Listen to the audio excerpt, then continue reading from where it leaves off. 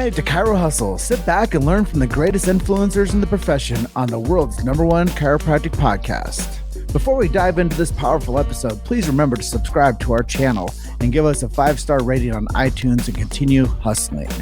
This episode is sponsored by Imaging Services, Chiro Health USA, Chiro Moguls, Chiropractic Rocks, Pure Chiro Notes, Titronics, doTERRA, Sherman College of Chiropractic, New Patients in a Box, the Influencer Authority podcast training. Let's hustle. Hey guys, welcome to episode 348 of the Chiro Hustle podcast. I am your co-host, Luke Millette, and here's your host, Jim Chester. So today we have the opportunity of interviewing Chase Dyess. And if you want to know more about how chiropractic is a philosophy, stay tuned. Welcome back. This is another episode of the Chiro Hustle podcast. And now it is episode 348. We're pushing right into episode 350. We should capture that today. And as we get into our flow, just want to let you guys know that we support subluxation-based chiropractors. We support innate intelligence and universal intelligence that connects man, the physical, to man, the spiritual. We do support and protect the sacred trust in chiropractic, and we protect free speech in this profession. And I think that that's so valuable as we develop what we do and who we help and how we help them. So those are the big why we do what we do. And this is episode 348 with Chase Dyess, DC. And welcome to the show, brother. Well, thank you, man. Thanks for having me. I'm excited to be here. Yeah, this is the show. This is what I love. This is what I think is important. This is the value. This is the thing that elevates the profession, as we were talking about off camera, is we have to support it more, man. And as you know, being down there in the DE camp, we have to keep telling the story. And that's where it lands on most people as to why people understand what the profession does, who it's for, and how it helps more people. So I don't really I don't know your background as well as I should, but maybe you could share with people how you got into chiropractic. I know that your patients might need a refresher, your colleagues might need a refresher, your family might need a refresher. So let's just let everybody know the big why. Why did you get in, and how did you get into it? So probably about 14 years ago. It seems like yesterday. I was in a pretty bad accident. And what happened was I was T-boned by a Tahoe, and it totaled my car. And I ended up my father was an attorney back home in Louisiana, and he sent me to a chiropractor, an actual really great chiropractor, and he helped me out. And God's honest truth, I was like, this is kind of weird. I'm here for the accident. I just want to feel a little better, just go through the hoops to handle what I needed to do for the accident. And then so that was my first round with chiropractic, and I ended up getting in another accident like 6 months later. And within 6 months, this guy had moved into a bigger office. It was a lot nicer. And I don't know what changed. I think he really got into the principle, and he told me about subluxation. And this is one of my mentors, my first chiropractor ever. His name was John Ziegler. His name is John Ziegler, and he's in Natchitoches, Louisiana. So he started telling me about subluxation and how the body works. And at that time, I was going to Northwestern State University, and I was studying to be a physical therapist. And he asked me, as a young 20-year-old, he kind of, sorry about that. He kind of poked at my ego a little bit there. And he was like, do you want to be a therapist, or do you want to be a doctor? And I was like, I want to be a doctor. And the whole subluxation thing made sense to me. I was like, okay. So, and it didn't hurt that the results that I got the second time around after the accident were out of this world. Like, my acid reflux started going away. I started sleeping better. The aching I had in my shoulders from working out like 2 or 3 hours a day in college was completely gone. I was just doing a ton better, and I was like, man, I got to figure out what this is. So, Jen, me, I'm like all in. So it's like, I went to summer school, like back to back to back, and went to classes for like 10 days straight. And there's like a test every day and an essay like every few days. And I just got done with all my requirements like over the summer. It was like a 6-month process because I had already been working on getting to become a physical therapist. So I didn't have much left in school to get into chiropractic school. And then next thing you know, 6 months later, I was at Parker in Dallas studying to become a chiropractor. So that's how it happened. You know, that's I think a lot of people come into the profession as patients, and they have to learn the big idea. And like BJ said, all else follows. Yeah. And when you start to understand that the body just functions better, a lot of times people ask me, Jim, why don't you become a chiropractor? Like, well, I got other things I do. Yeah. You guys want me to take my energy away from what I'm doing to go back to school? Like, I don't want to do that personally, but Yeah. I think that when you talk about like going back to school, it's a big commitment, and mentorship is so important. And if you go through life and no one really gets the big idea into you, you're just merely existing. And I Yep. believe chiropractic's that one dynamic essential that lets people thrive. Love that. It's a dynamic essential that makes people thrive. And it's the part that if everybody understood it, they would demand it. And yeah. I think that you got to that point through mentorship that you were like, I demand this. I want to be a doctor. I want to be a chiropractor. And when you have no doubt, it all just kind of starts to work out. And it's really cool to see how you, as a patient, getting T-bone turn into you, the doctor, now influencing the whole community. Yeah. Yeah. It was good, man. There was pivotal points along the way where more of the principle of chiropractic was instilled on me, and I learned more and more. I'm so sorry, guys. And more was revealed. Your So patients are blowing you up, dude. yeah, yeah, man. I'm turning off all the alarms. People are calling in already. Yeah, I love it. they already know that you're accepting new patients. Yeah, I love it. So what would you So say are some things that make you unique or different in the chiropractic world? What would separate you from the guy down the street? if I had to sum it up in one word, I would sum it up as specialized. Um, there's a lot of chiropractors doing a lot of things, and there's nothing wrong with that.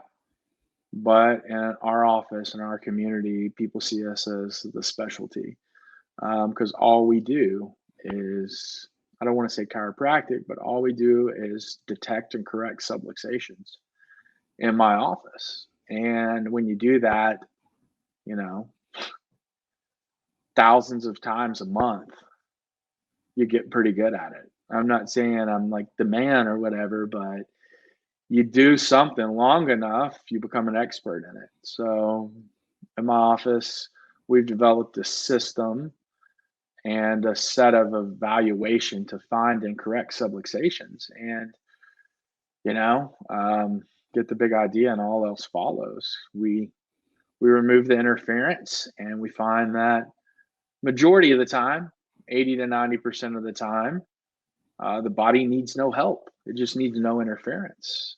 Now, there's people that need the physical therapy and the laser and the decompression, and that's important, but either those people don't come to my office or a very small majority of the people actually need that. So that's what really separates us. We're really specialized in what we do, and we have really specific scientific adjustments that we do that get amazing results with thousands of people, and it's a blast. It's a blast. Just focusing on one thing super intently and working at being the best at it. So that's what separates us. And in terms of marketing, why is it so important for chiropractors to market? And what are your top 3 favorite ways to market your practice and get new patients in the door? It's funny you say that. That because all I have is 3. It's RRL. That's the acronym we use, RRL. Reviews, referrals, and leads.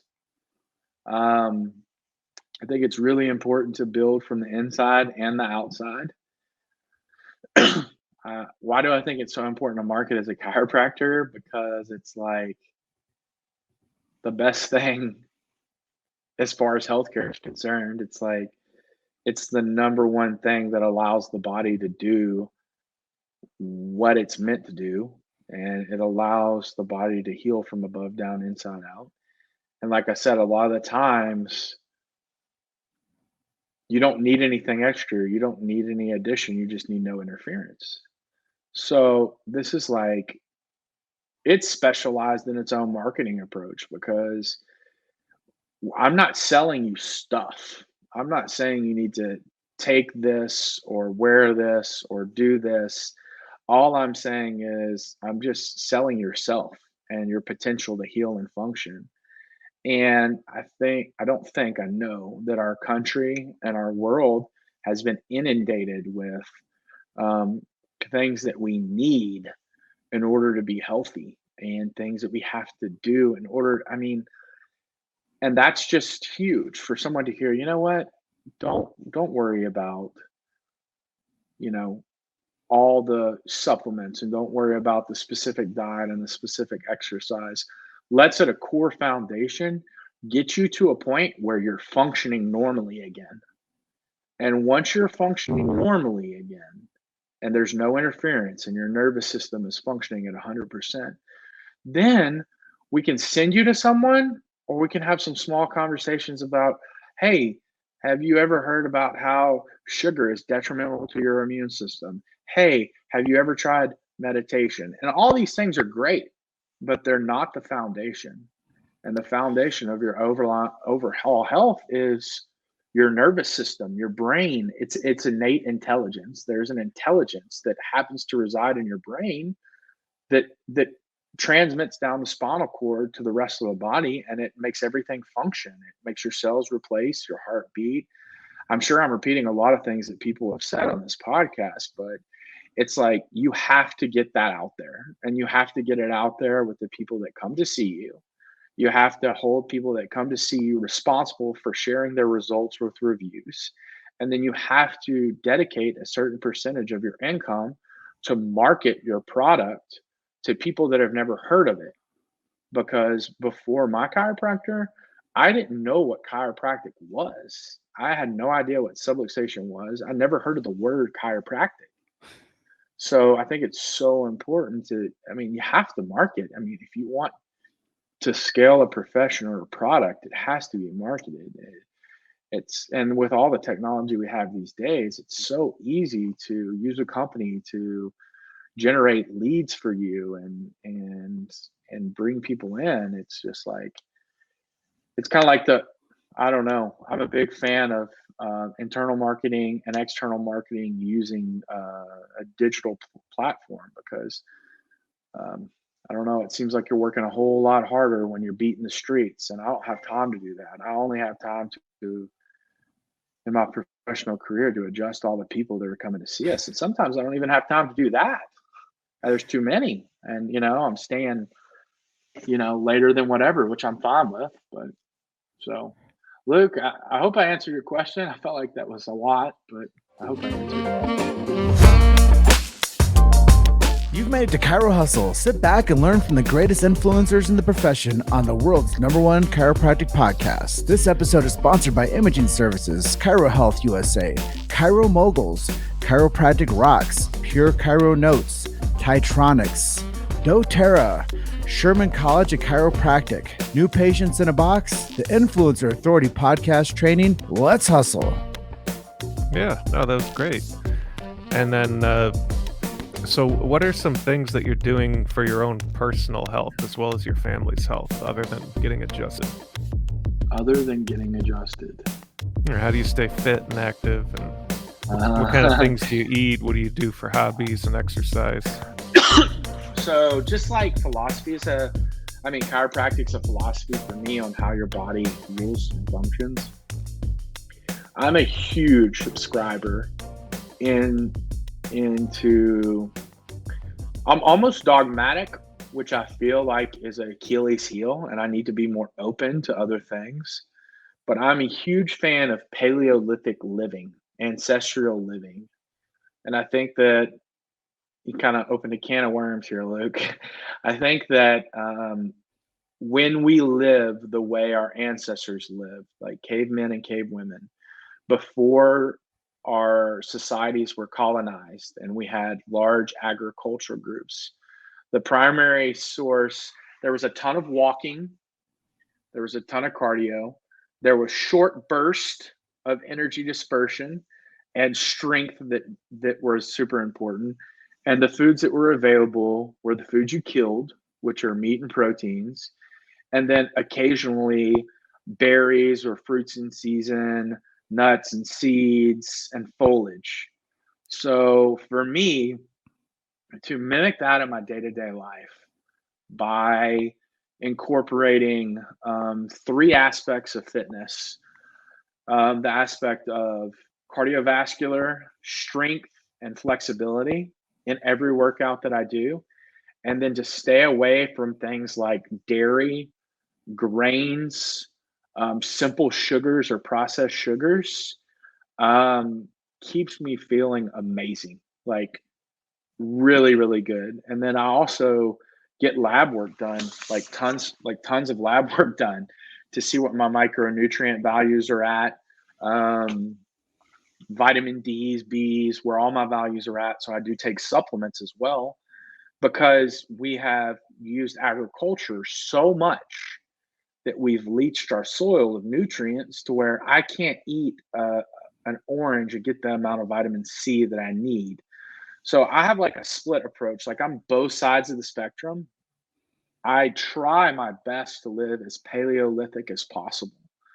But when I have to do things like, sorry, bud, tap into some of like Ben Greenfield's secrets and take some different supplements and some different things to replace the things that I can't get anymore because it's literally impossible with our agricultural system, then I do those things as well. So that's my whole philosophy of Paleolithic living. My philosophy on working out is the cardiovascular strength and flexibility or stretching aspect.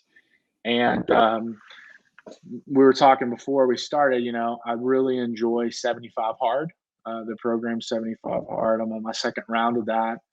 Last year, I did 75 hard for the first time and completed it. And this is where the groundwork for my philosophy on diet and exercise came from and where I learned about Paleolithic living. The best book, hands down, that I've ever read when it comes to nutrition and just lifestyle is the Paleocardiologist.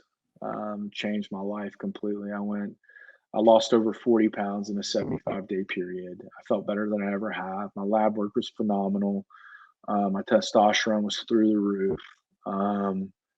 So I just continued that. And as far as other aspects of health, not just physical and nutritional, I do a lot of,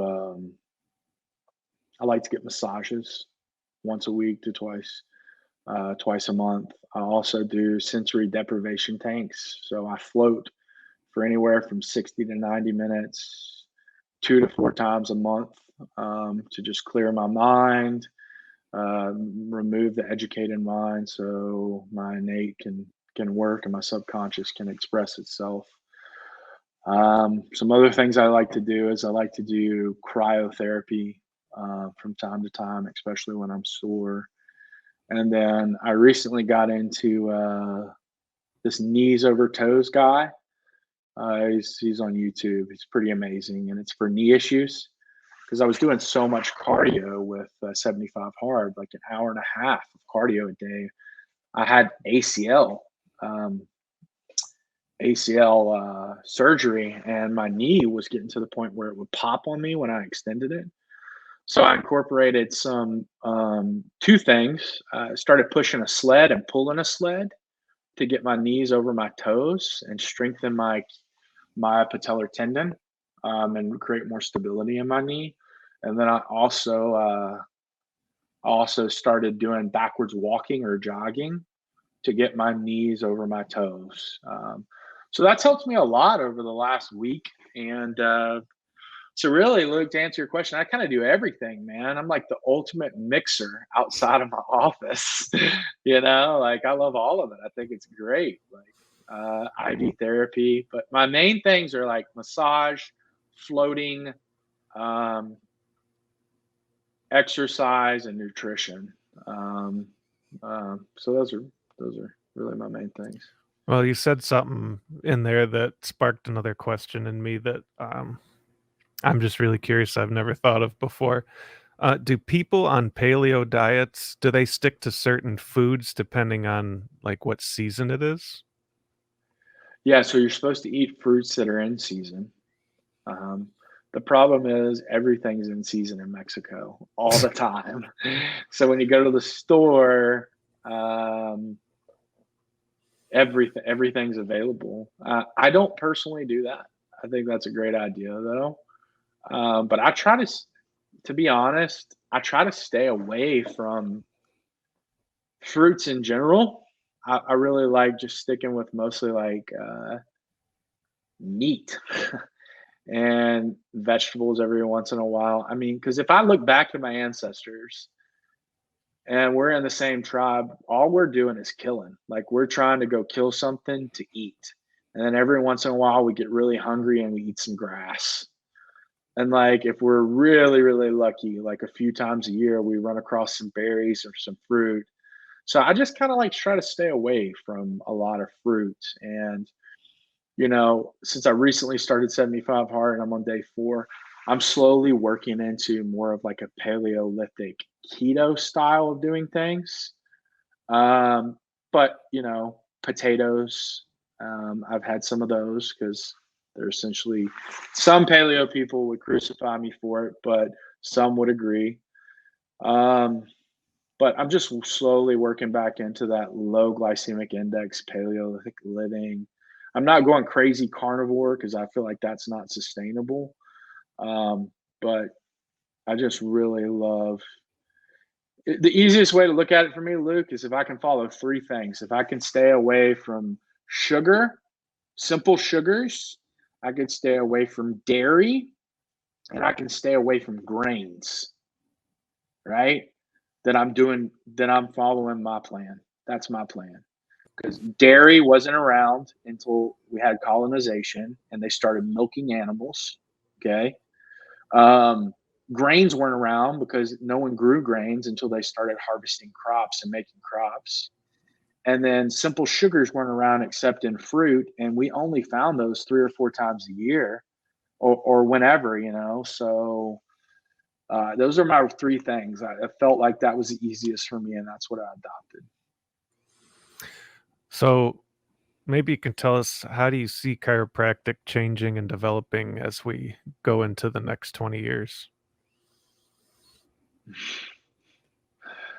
How do I see chiropractic changing and developing as we grow into the 20 years?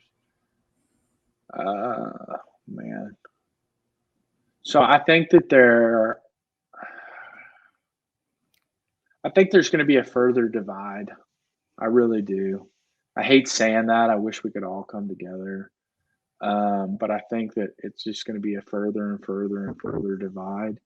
And there's going to be the guys that just focus on sublux, and they're more like the neurosurgeons of chiropractic. I think a lot of these guys got to really step up their business game and their communication, because usually these guys are super smart and super good at what they do, but their business game and communication is weak. And then I think that there's going to be the therapist pain-based chiropractors like there is now. I just think there's going to be a greater divide. I hope that everyone can maintain the same name and the same degree and all that kind of stuff. I'd like to see that happen. I'd like to see us all unify. I'm all for unity and freedom. But I just think that there's going to, I hate saying that, man. I just don't see it's like Democrats and Republicans. People believe what they believe, and others don't. And I think it takes a lot of work and a lot of study and a lot of metaphysical to get to the point where you really believe at the depth that I believe the effects of a chiropractic adjustment. And there's a lot of chiropractors that were just like me when they first got out, and they thought that they were there to alleviate symptoms as opposed to restore nerve flow. So I think there'll continue to be a separation, but hopefully we can all get together at Congress and get along and come to some agreements on things. I think that there should be freedom to do whatever you want. So I love this opportunity to hear your perspective on things. I think it's really linear when it comes to Paleolithic ancestral living to what we've packaged it into today is holistic and wellness. And there's a lot of dual meanings in the message when it comes to how people interpret things as they become new language and catchphrase and things like that. But I do think that, as you were saying from the beginning segment about the marketing, getting people to pay, stay, and refer is one of those things that builds credibility, and that's through reviews, that's through referrals. And I think that's just brilliant. It's business building, and people need to know that stuff. And reputation management online is huge, and you have to have reviews. I know I don't go eat at a place unless I look and see that it has good reviews. And I think that that's important, that people have a good digital footprint. And I also believe that the way that people treat their bodies over their lifespan is season, reason, lifetime. Sometimes it's time to build muscle. Sometimes it's time to take a vacation. And I believe that we have to give ourselves grace in all aspects of development. And chiropractic is the one, once again, dynamic essential. And if people don't have that as a building block element for themselves, then they're just chasing yoga. They're chasing green smoothies. They're chasing everything under the sun with supplements, but they're not really addressing the core element, which is the detection, correction, and adjustment of vertebral subluxation, which liberates people. It's a liberator. It's not a chiropractic adjustment. I always tell people chiropractors will give you a free adjustment. What you pay for is their education. What you pay for is their specificity and how they take care of you. That's what you pay for. The adjustment's free. You pay them to be able to detect and to correct. And they would give you that adjustment every single time. But the business is, you have a healthcare provider that cares about your condition. You get to talk to them about what your concerns are, and the outcome is you get better performance with life. So I think it's cool. You have to eat for your body type. You have to exercise for your body type, but you also have to get checked and corrected. And I believe that that's the one thing that sets chiropractic apart from everyone else. And the philosophy is the core, it's the anchor. And with that being said, I know we're coming up on the edge of our time with you today, but let's go rapid fire. Okay. Who are a couple of the people that have had profound influence on you in your chiropractic career? And let's take just a minute, letting some people know some people that have helped you out. I'm blown away that we're already at 30 minutes. Okay, I'll go.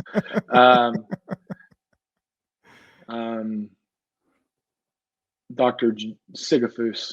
Dr. Sigafus was the one that really taught me the principle on what chiropractic was instead of pain-based symptom. Dr. Steve Judson. Steve Judson's been a huge impact on me. All my friends at DE in their own way, Dynamic Essential Seminar, have made a huge impact on me. And maybe let's kind of wrap things up with a miracle story that you've had happen in your office, if you can think of one. Because I know usually Absolutely. every adjustment's a miracle, but there's always that one story that sticks out to people. So I had a lady come in one time, and we do care plans in our office because it takes time and repetition to make results. And I'm not saying that we cure anything, but by removing interference in her body, she went in to get blood work, and the Hep C that she's had her like for years and years and years was non-detectable in her blood work. So after adjusting her spine for 8 weeks, she she got lab work done, and the Hep C was no longer detectable in her blood. Lady's getting pregnant. We had a lady one time that hasn't had a menstrual cycle in 10 years, started having menstrual cycles again. I mean, I've had just on and on and on and on and on. Adjusted a lady yesterday, sinuses completely open. Just so that's a few. Awesome stuff. Yeah. And if people wanted to learn more about you and what you're doing, what are some websites that they can visit? They can go to www.trinity-chiropractic.com. They can find me on Facebook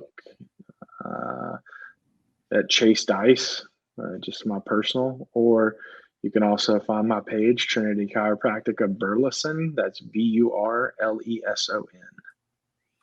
Awesome. Yeah.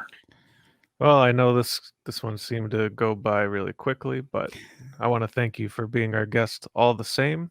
And I know this was a pretty powerful episode, and people can definitely learn a lot about paleo diet in this one. Thanks. Yeah, Dr. I feel like Chase, I should thanks. have. I feel like I should have talked more about chiropractic. No, trust me, it's always refreshing to hear something new. Cool. Yeah, so I do thank you for your time. Thanks for sharing your story.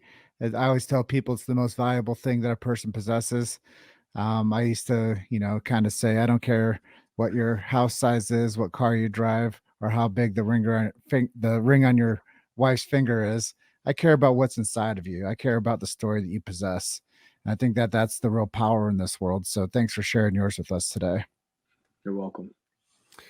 Well, we're going to wrap it up for now. And Dr. Chase, please enjoy the rest of your afternoon, and we'll see you next time. Thanks. Bye for now. Thanks for listening to Chiro Hustle. Don't forget to subscribe and check back next week to continue hustling.